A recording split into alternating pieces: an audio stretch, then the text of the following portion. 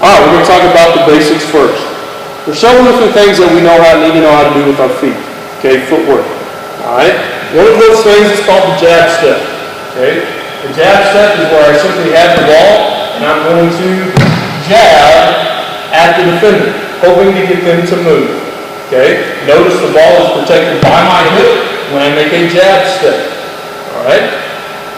The other move that we can make with our feet is called a crossover step. So, instead of jabbing at the defender this way, I can cross the defender this way.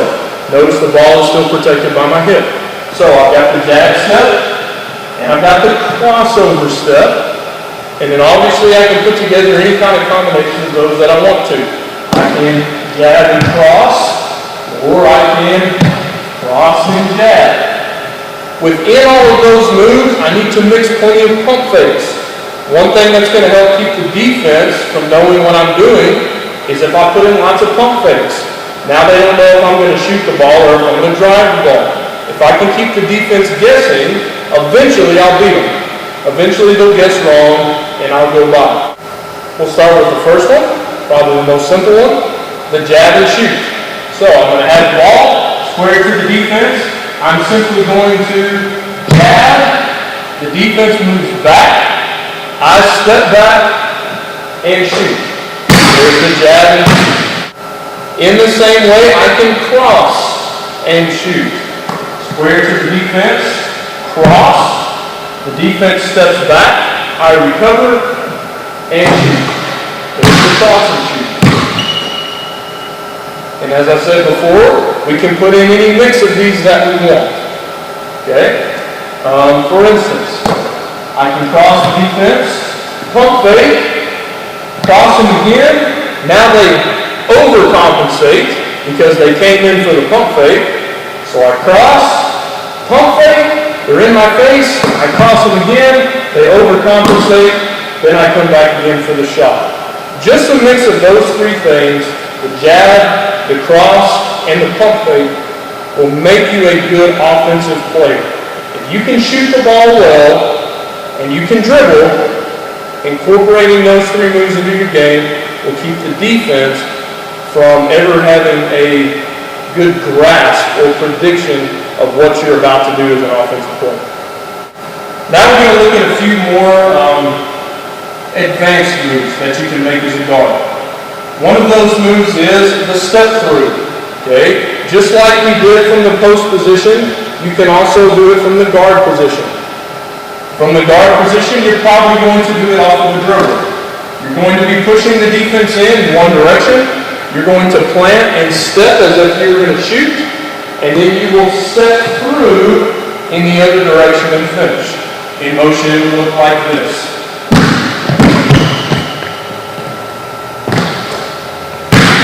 There's a step through off of the drive. Another one of my favorite moves is the push-pull dribble. On the drive, if the defense is really playing you hard, you can do a push-pull dribble. You'll be driving towards the basket. You're going to push the ball forward. Then you're going to pull it back. When that happens, the defense pursues. You put it back on the ground, go by them and score. In motion, it will look like this.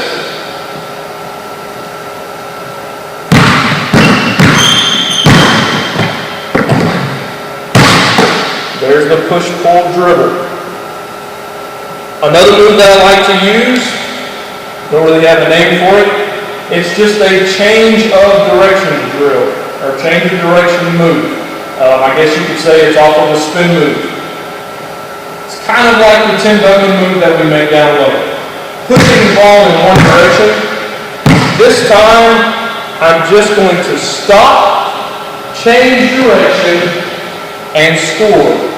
So in the step through move, I'm going to show the defense the ball, then change direction. If I'm going to use a spin move on the defense, I'm simply going to keep my back to them. Looks like this.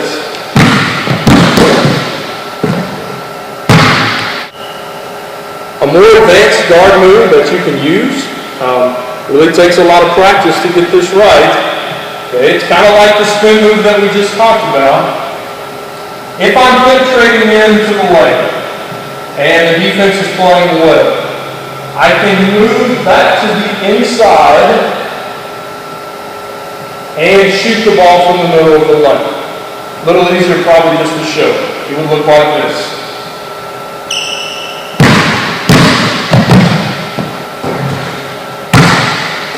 Now, the key to that move is I cannot pick up the ball until my right foot has come off the ground. I'll try to break it down step by step. Coming in right here, planting. I'm sorry, it's my left foot. My left foot comes up, then I pick the ball up. Okay? These are the same steps as you make in a layup. It's just instead of hitting the ball right here and going right, left, up, we're going to come right here and we're going to turn and we're going to go right, left, up. Same steps as the layup. Do it one more time.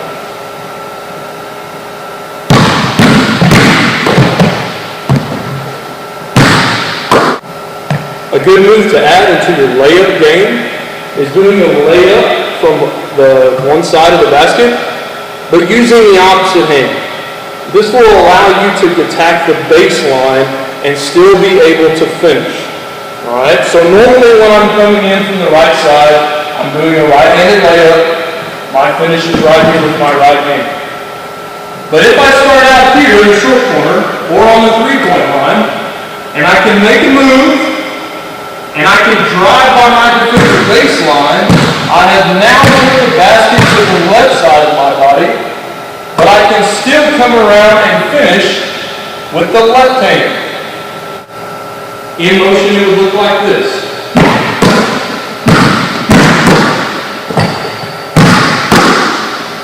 That's a good move to have in your arsenal. A lot of times when you get down here underneath the basket, the defense will back off. They'll think that you're out of options. If you move to your left hand, you still get a good angle on the basket. Now, the other thing that we can do is we can do a reverse. We can come underneath the basket and do a reverse. This is also a very good move. It would look like this.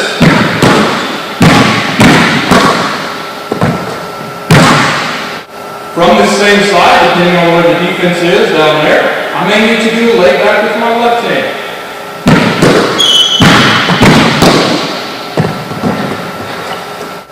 The last thing I want to talk about is the correct way to shoot the ball. Now it's different for different parts of the court. Alright? The main exception just being if you're down low. Post, when you're down low, you're doing whatever you can to score. You may not necessarily be in good shooting form when you're down there underneath the basket. It may be a baby hook. It may be the fadeaway. We may just be catching the ball above our head and putting it back up. We know that there's exceptions down low. Outside and from the jump shot, most of the time our form needs to be the same. Okay? If any of you know what the BEEF acronym stands for, basically that's going to be what we're going to follow. Okay? The B stands for balance. I need to have my feet probably shoulder width apart, square to the basket. I need to be kind of on my toes, and I need to be balanced. I need to have my knees bent. I need to have a good, strong base. Okay? If I do not have a good, strong base, and I can't jump, I'm not going to be a good shooter. Okay? So the first B is balance. Good balance. The next thing is my elbow. I need to make sure when I shoot the ball that my elbow is not pointing this way. That it is in so that my motion goes to the basket. So, good strong balance. I need to make sure that my elbow is in so I push the ball forward. I'm not pushing it sideways. The next one is my eyes. I need to have my eyes looking at the rim. If my feet are square to the basket and my eyes are square to the basket, then my body will be square to the basket. Some people shoot like this. That's not good. My eyes are looking at the basket, but my feet are pointed this way. I'm actually pushing the ball in two different directions. Sometimes we'll shoot like this. We'll have our feet square to the basket, but my eyes may not be there, and I may already be going up. Sometimes we do this as a post. Our body will be in a good position, but our eyes aren't where they need to be. We need to make sure that our feet and our eyes are square to the basket, okay? Aligned perfectly with it in a straight line. So I've got good balance, got my knees bent on my toes, my elbows in so that the ball goes forward, my eyes are focused on the basket, and then the last thing is my follow through. You will be able to judge whether or not your shot is straight, off right, or off left by your follow through. If my hand is pointed directly at the basket, I at least know that my shot more than likely went straight. If when I shoot my hand goes over here like this, I'd probably push the ball to the right. If when I shoot it's in, I'd probably push the ball to the left. I can also judge whether I shot too high or too low. When you shoot, your hand should be about on top of the backboard, okay, if you were to draw a line. If it's way up here above your head, I'm probably pushing the ball too high. If my hand is right over here in front of my face, I'm probably pushing it too flat. I need to make sure that my hand is kind of a nice in-between where the ball arcs into the basket, but it doesn't do a rainbow, it doesn't do a pancake, okay? And the other thing is, when I shoot my shot, I need to make sure that my follow-through hand does not cross over the center line of my body. Remember, my feet are square, my eyes are square to the basket, so I've got this line that is straight to the basket. If my hand comes over across that line, even if my follow-through hand is forward, I have now pushed the ball off of that straight line to the basket. I need to make sure that my hand stays right here, probably somewhere around your right eye, on the right side of your body, and does not come across your head. Okay? If my feet are square, my balance is good, my elbow is in, my eyes are up, and my follow-through is straight to the basket, it will be a good shot. So here we go. My feet are balanced, shoulder width apart. I've got my knees bent, I'm on my toes. My elbow is in. That should put the ball somewhere around my chin. I'm going to jump, keeping my eyes focused on the basket, and I'm going to make sure that I have a good follow through.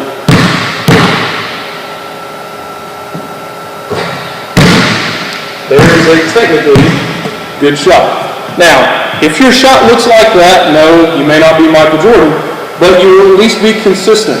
And if you're missing to the right, or if you're missing to the left, or you're short, or you're long, you should be able to look at what you're doing. Are my feet good? Is my elbow in? Is my follow-through good? Am I focusing on the basket with my eyes?